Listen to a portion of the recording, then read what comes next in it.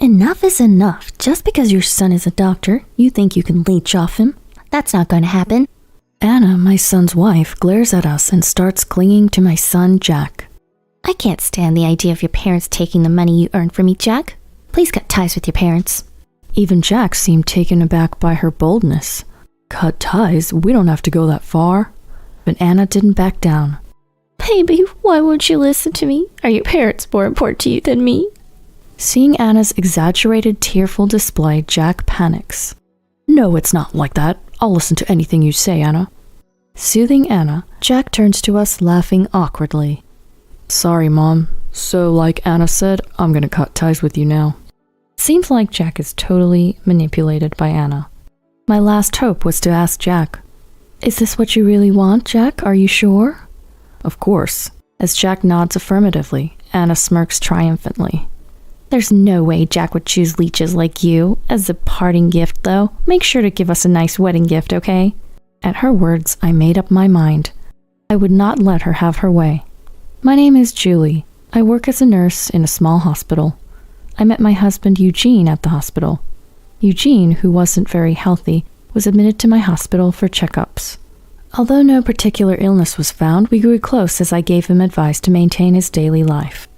After his discharge, we started dating and eventually got married. 2 years after our marriage, I became pregnant. Eugene was overjoyed. He respected my desire to continue working after having our child and was eager to help with child rearing. My parents also loved their grandchild. With the support of Eugene and my parents, I was able to balance my nursing job and raising our son, Jack. Our family of 3 led a peaceful life. When Jack was in his junior year of high school, he made a big decision. Mom, Dad, I've decided to go to med school. I want to become a doctor. As someone in the medical field myself, I was very glad when Jack found his passion in medicine, and I wholeheartedly supported him. Jack studied hard and managed to get accepted into med school straight from college.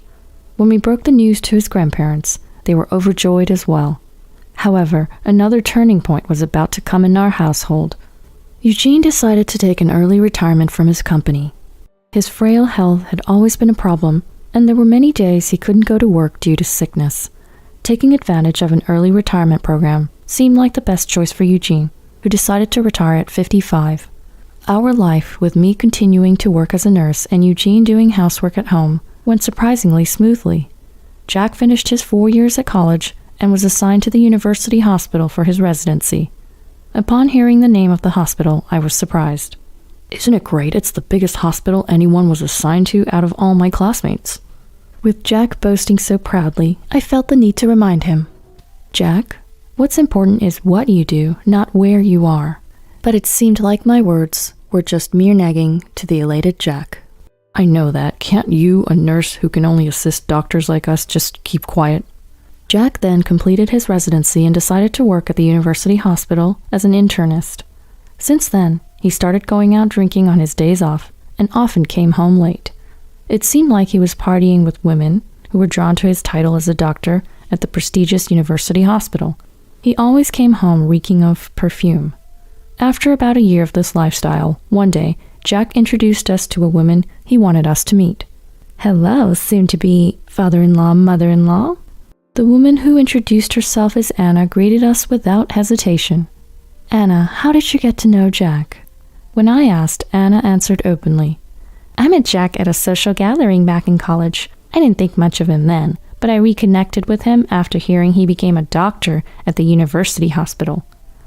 I see.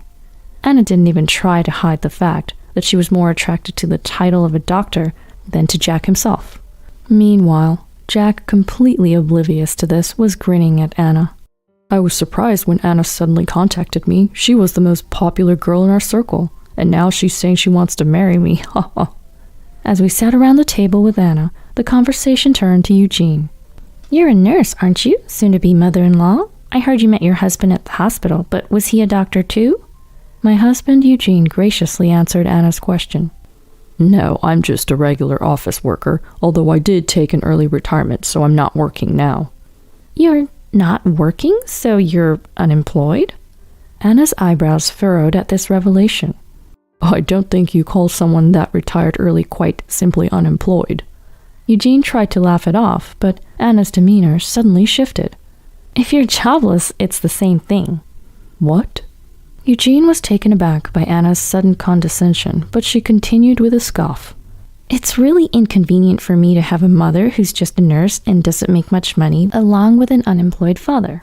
What do you mean, inconvenient? Don't you think it's inappropriate to talk like that to us, your soon-to-be in-laws? I blamed Anna, but she showed no sign of remorse. Don't get cocky just because your son is a promising future doctor. She sighed heavily and then looked straight at us. Please don't come to our wedding. What do you mean? The professor from Jack's med school, who's also his boss, is planning to attend our wedding. It would be embarrassing if his parents were just a nurse and an unemployed father. Hold on, it's absurd for both parents to not be attending their child's wedding. Just tell everyone you're sick, then no one can complain, right? But I tried to object, but it was clear that Anna's decision was firm. Eugene then turned to Jack. What do you think about this, Jack? What, me? Jack, taken by surprise, was at a loss for words. Before Jack could answer, Anna interrupted. Enough is enough. Just because your son is a doctor, you think you can leech off him? That's not going to happen. Anna glared at us, then starts clinging to Jack. I can't stand the idea of your parents taking the money you earn from me, Jack. Please cut ties with your parents. Even Jack seemed taken aback by this declaration. Cut ties? I don't think we have to go that far.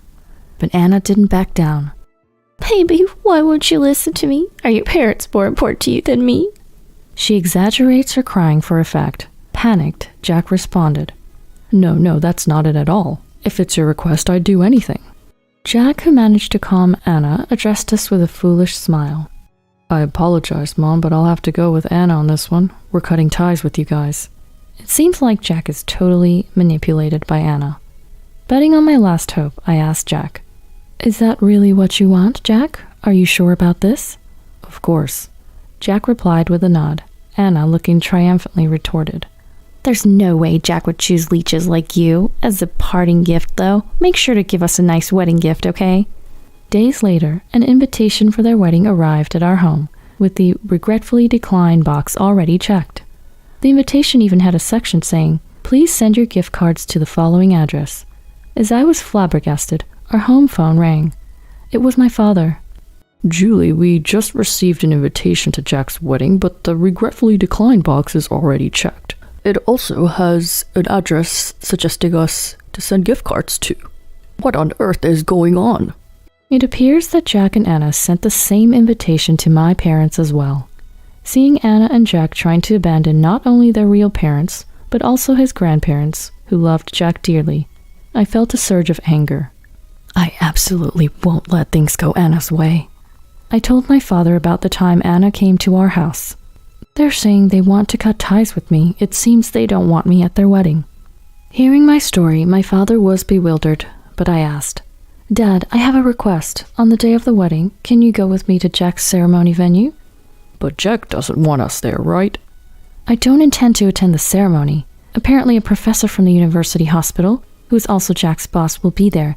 I'd like you to tell him about what's happening when you see him at the venue. I see. Okay. If Jack has cut ties with you guys, it's essentially the same as cutting ties with his grandparents as well. My father, who had figured out my plan, willingly agreed to go to the venue with me. In addition to that, I did my best to verify Anna's reputation before the wedding day. The day of the wedding arrived. When my father and I arrived at the venue, Anna and Jack were surrounded by their invited colleagues who were all doctors. I heard your parents are unwell. What a shame. It's your wedding. Well, it is what it is, Jack answered with an awkward smile. A professor approached Jack, also posing the same question. Why isn't your grandfather here? Surely he wasn't left out of the invite list, right? Thank you for your concern about my grandfather. I haven't seen him in years, so it's no big deal. He might even be getting a bit forgetful by now. Unaware of the professor's puzzled expression, Jack remained nonchalant. My father, who had been watching from the sidelines next to me, could no longer contain his frustration and walked over to Jack and his group from behind a pillar. Who did you say is forgetful? At the sound of my father's assertive voice, Jack and Anna turned around. Who is this old man? Beside a puzzled Anna, Jack's eyes went wide. Grandpa, what are you doing here? Then, spotting me beside my father, he became furious. And Mom, too? I told you not to come since we've already got ties. Jack's superiors glanced between him and my father, whispering amongst themselves. That man is... Yes, indeed. Could it really be him? What does he mean by cutting ties? As the doctors started to murmur, the professor asked Jack in a stern voice. What do you mean by cut ties, Jack? Oh, well, about that. Jack started to panic. Before he could respond, Anna intervened. Jack's jobless father tried to leech off him who has a promising future, she exclaimed before I could rebut. We couldn't let such parasites meet esteemed individuals like you, Professor, so we politely asked them to refrain from attending the wedding. With a look of disdain, Anna continued while glancing at my father and me. I can't believe they actually showed up at the venue. Bringing along a shabby old man like him, did they think they would earn everyone's sympathy? Regardless of the number, parasites are nothing but a nuisance. At the word parasite, Jack's bosses urgently start speaking to Anna. Well, what are you saying, miss? What am I saying? It's the truth, isn't it? Jack agreed that his family shouldn't be invited to the wedding, right, Jack? Yeah, Anna's right. If you think being blood-related means you get away with anything, you're dead wrong. Even if you're family, I won't let them harm my bright future and career. At Jack's confident declaration, the doctors turned pale. Jack, you really don't know, do you? What don't I know?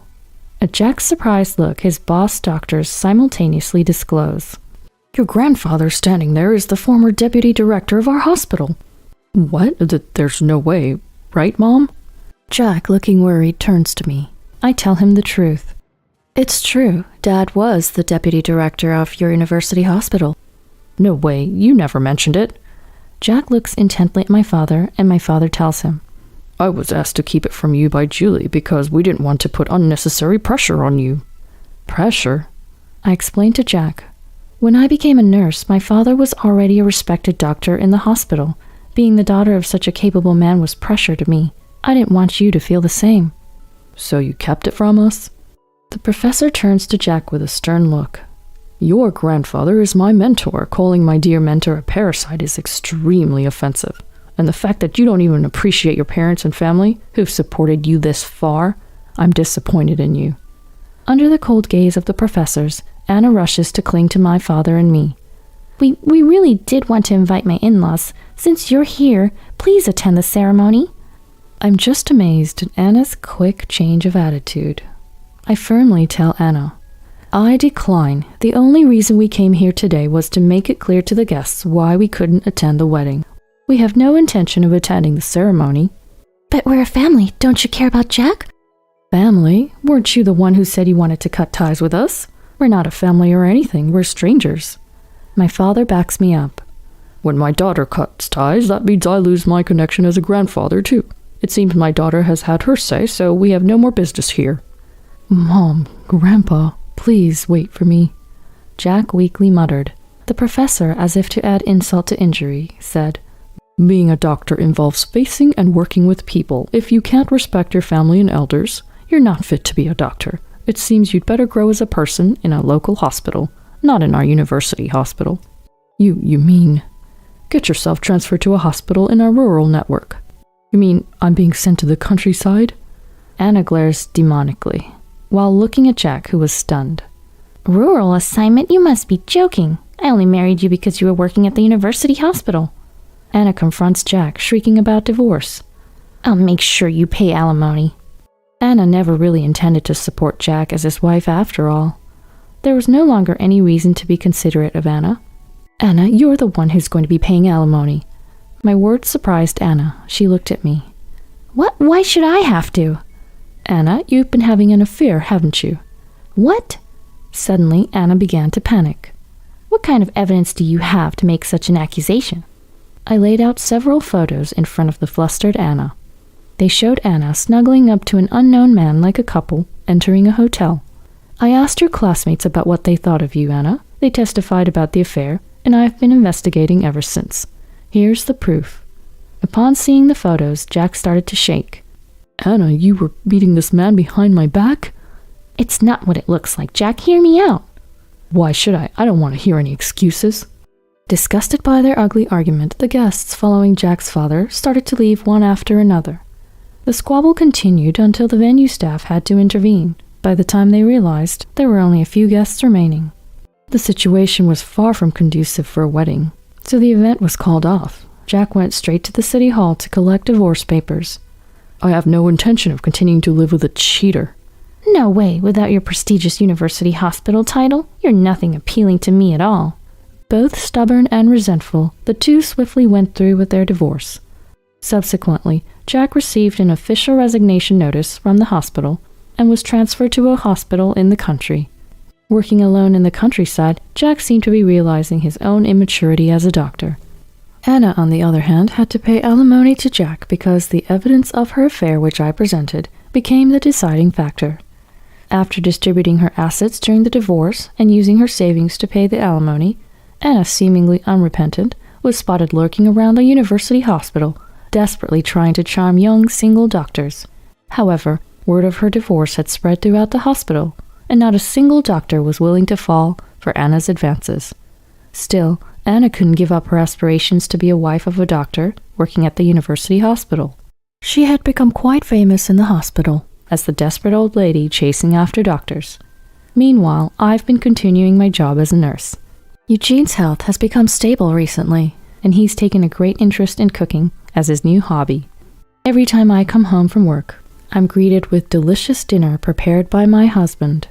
While cherishing this happiness, I made a vow in my heart to continue this life with the ones I love.